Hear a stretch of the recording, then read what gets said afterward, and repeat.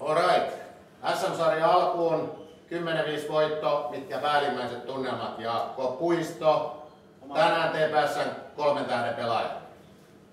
Oma peli on mennään vähän paremmin, mutta se voitto tuli, niin eikä se ole vähän hämäröiksi. Oliko vaikea ensimmäinen erä, passiivinen vastustaja, ei montaa vetoa? Minusta ensimmäinen erä oli niin meidän paras, että sitten se lähti loppuvuoteen vähän hiipumaan se meidän peli.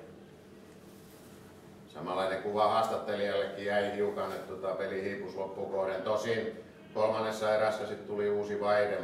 Muutama hyvä torjunta, harvoja vetoja ja 3 tähteä.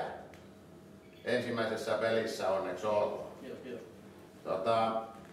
Oliko vaikea pitää itseään lämpimänä, kun ei tullut paljon vetoja? Ei, kyllä se aika kuuma tulee muutenkin, tai pysyy siinä lämpimänä. Äiti ainakin oli ihan naama punaisena katsomassa, että äiti taisi olla kuumempi kuin pojalla. Alright, ei mitään. Jaakko voi mennä, onneksi olkoon. Kiitos. Kiitos.